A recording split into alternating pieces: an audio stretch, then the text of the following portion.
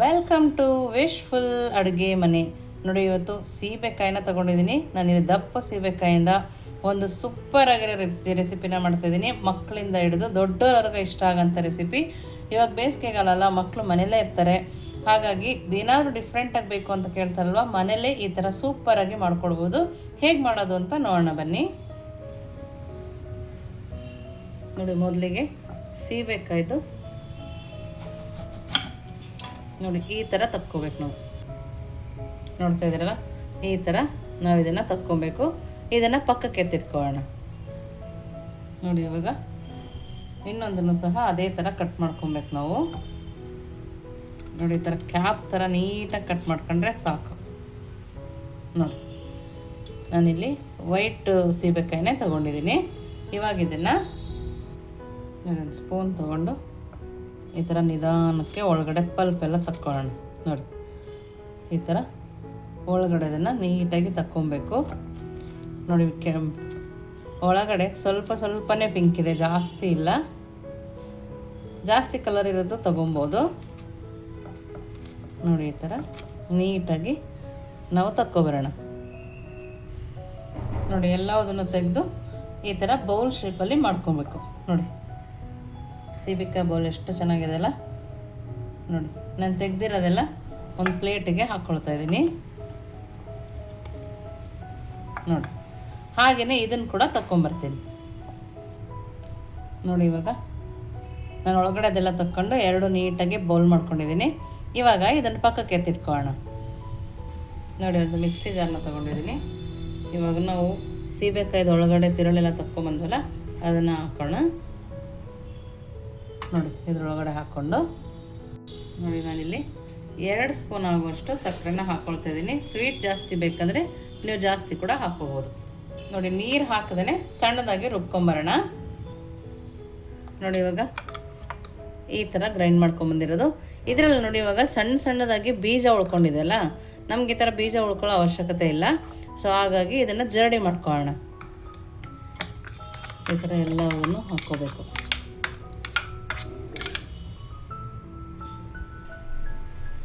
ನೋಡಿ, ಇವಾಗ ನೀಟಾಗಿ ನಾವು ಇದ್ರ ಬೀಜ ಎಲ್ಲ ಆಚೆ ತಕ್ಕೊಳ್ಳೋಣ. ನೀವಿನ್ನೂ ನಮ್ಮ ವಾಟ್ಸಪ್ ಗ್ರೂಪಿಗೆ ಜಾಯಿನ್ ಆಗಿಲ್ಲ ಅಂದರೆ ವಿಶ್ಫುಲ್ ವಾಟ್ಸಪ್ ಗ್ರೂಪ್ಗೆ ಜಾಯಿನ್ ಆಗೋದನ್ನು ಮರಿಬೇಡಿ. ನಿಮಗೆ ಯಾವ ಥರ ರೆಸಿಪಿ ಬೇಕಂತ ಅಲ್ಲಿ ಕಮೆಂಟ್ ಮೂಲಕ ತಿಳಿಸ್ಬೋದು. ನಾನಿಲ್ಲಿ ನೀರನ್ನು ಆ್ಯಡ್ ಮಾಡಿಲ್ಲ, ಹಾಗೆಯೇ ನೀಟಾಗಿ ಬೀಜ ಎಲ್ಲ ತಕ್ಕೊಳ್ತಾ ಇದ್ದೀನಿ.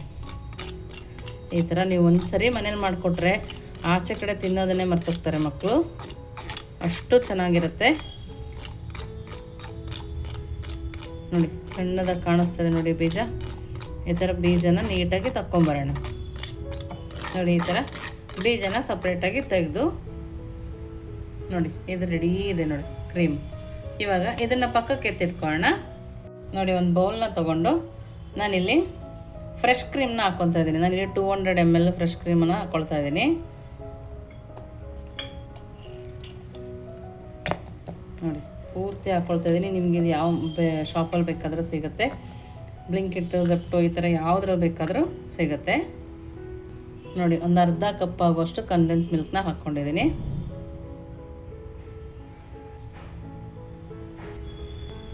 ನೋಡಿ, ಎರಡನ್ನೂ ಹಾಕಿ ಚೆನ್ನಾಗಿ ಬೀಟ್ ಮಾಡ್ಕೊಬೇಕು. ನಮ್ಗೆ ಇದರಲ್ಲಿ ಗಂಟುಗಳು ಉಳಿಬಾರ್ದು, ಆ ಥರ ನಾವು ಇದನ್ನು ಬೀಟ್ ಮಾಡ್ಕೋಬೇಕು.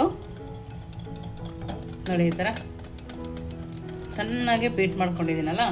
ಇವಾಗ ನಾವು ಸೀಬೆಕಾಯ್ದು ಬೀಜ ಎಲ್ಲ ತಕ್ಕೊಂಬಂದು ಮಿಕ್ಸಿ ಮಾಡ್ಕೊಂಡಿದ್ವಲ್ಲ, ಅದನ್ನು ಇವಾಗ ಹಾಕೋಣ.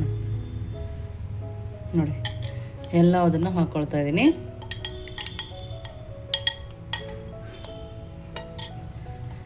ಸೀಬೆಕಾಯ್ದು ಎಲ್ಲ ಹಾಕಿದ್ಮೇಲೆ ನೋಡ್ತಾ ಇದ್ರಲ್ಲ ಎಷ್ಟು ಚೆನ್ನಾಗಿ ಕಾಣಿಸ್ತಾಯಿದೆ. ನಿಮ್ಮ ಹತ್ರ ಪಿಂಕ್ ಸೀಬೆಕಾಯಿ ಇದ್ದರೆ ಅದನ್ನು ಕೂಡ ತೊಗೋಬೋದು, ತುಂಬಾ ಚೆನ್ನಾಗಿ ಬರುತ್ತೆ ಕಲರ್ ಕೂಡ. ನೀವು ಇದಕ್ಕೆ ಕಲರ್ ಬೇಕಿದ್ರೆ ಆ್ಯಡ್ ಮಾಡ್ಕೋಬೋದು. ನಾನಿಲ್ಲಿ ಕಲರ್ ಬೇಡ ಅಂತೇಳಿ ಸ್ಕಿಪ್ ಮಾಡಿದ್ದೀನಿ. ನೋಡಿ, ಈ ಥರ ಚೆನ್ನಾಗಿ ಮಿಕ್ಸ್ ಮಾಡ್ಕೊಳ್ಳೋಣ. ನೋಡಿ, ಇವಾಗ ರೆಡಿ ಇದೆ. ಇವಾಗ ನೋಡ್ತಿದ್ರಲ್ಲ ಹದ, ಈ ಹದದಲ್ಲಿ ಇರಬೇಕು. ತುಂಬ ಚೆನ್ನಾಗಿ ಬರುತ್ತೆ ಈ ಹದದಲ್ಲಿದ್ದರೆ. ನಾವು ಇದಕ್ಕೆ ಒಂದು ಸ್ವಲ್ಪ ಕೂಡ ನೀರನ್ನು ಹಾಕಿಲ್ಲ, ಹಾಗೆಯೇ ಮಾಡ್ಕೊಳ್ತಾ ಇರೋದು. ಇವಾಗ ಇದನ್ನು ನೋಡಿ ಇದರೊಳಗಡೆ ಹಾಕೋಣ.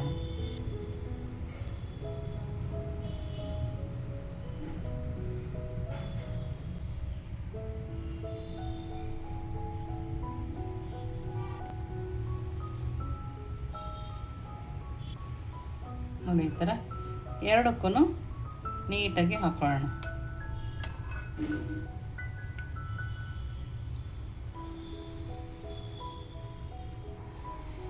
ನೋಡಿ ಇವಾಗ ನಾವು ಅದೇ ಥರ ಕ್ಯಾಪ್ ಥರ ಹಾಕೋಣ.